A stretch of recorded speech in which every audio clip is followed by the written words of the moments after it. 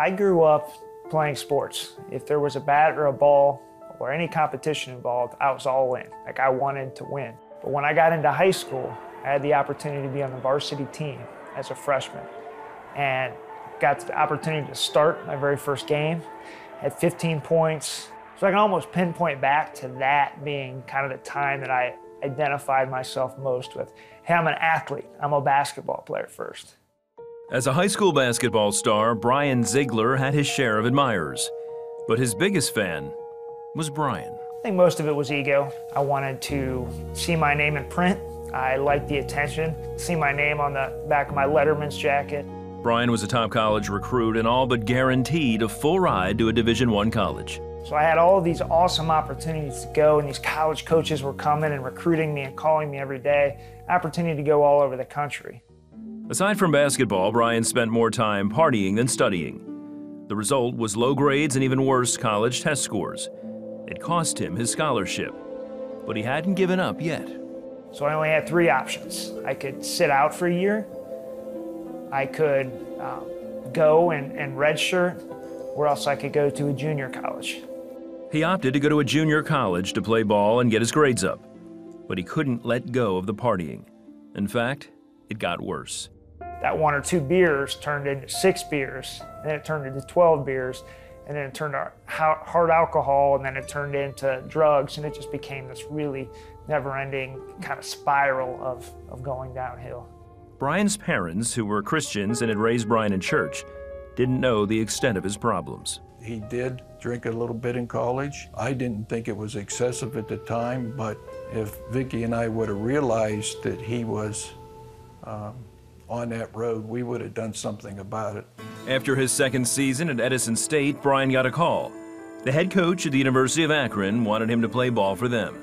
So for me, that was like heaven. That was it, man. I had reached my pinnacle. I was so excited, and life couldn't get any better for me.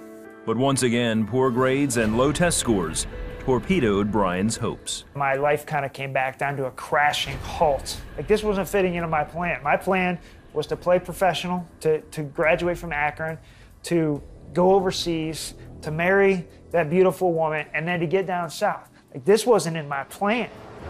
The alcohol and drug abuse got even more intense. That summer, he and a friend were driving home in heavy rain after a night of partying when the car slid out of control. We hit this guardrail. I was ejected out of the side passenger window about 50 feet and landed right on my neck and snapped it. Brian was taken to a nearby hospital where a doctor broke the news. He said, well, you have a broken neck, you're paralyzed from the neck down, and you're probably never going to walk again. This was devastating. It just was one of those situations that you just couldn't believe that it was happening. And that's when the praying and the faith and became very intense with Vicki and I. At that moment, every dream, every ambition, every goal that I have for my life just went out the window. Now you're telling me, doctor, this is my plan, that I'm going to be paralyzed in a wheelchair? From his hospital bed, Brian called out to God. I said, God, I need you, and if you can help me out, I just need a small miracle. I never asked to walk. I never asked to be out of the chair. I just said, can you get me some small miracle, something to get me through the day? Brian's progress in rehab over the coming weeks defied the odds. And after 3 months, he was able to take small steps. But it wasn't the miracle Brian had hoped for. I was hoping maybe a light bulb would go off or something inside of me would say, wow, listen, you're in that 10%. Like, you're up walking, you're actually taking some steps and moving around. But I didn't look at it that way. In my mind, I had nothing. I had no basketball. I had hardly any movement, didn't have a job, wasn't sure if I'd ever get married, wasn't sure if I was ever going to have any kids. So I thought to myself, I might as well just keep partying the way that I did before. One night at Brian's apartment, a friend overdosed and almost died. At that point, it was like God almost hit me in the face, and he told me, what are you doing? Like, how can you live your life? There's got to be more than this, I thought to myself. I can't keep living this way. That morning, Brian went to church for the first time in years. I'm thinking back to my time with my parents when they took me to church. So I listened to the band, and I felt something inside of me starting to stir.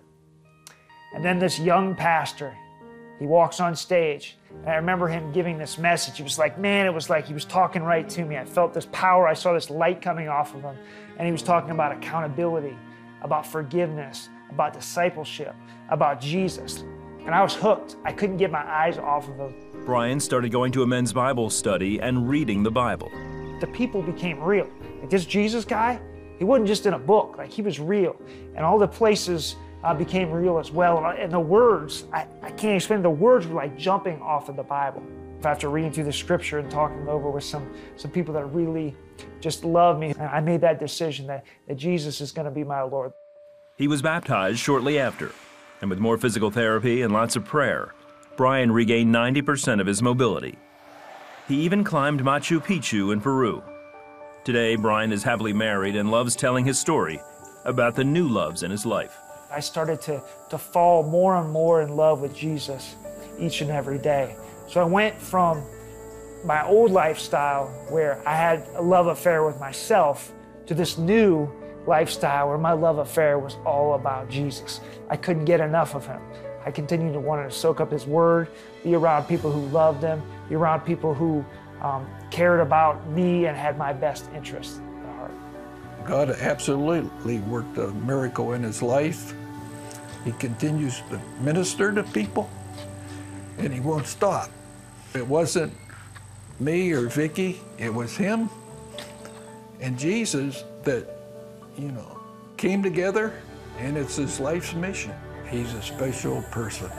It never really dawned on me that God could do that kind of healing in my life. What I love about being on mission with God is that he never ceases to amaze in any aspect of my life.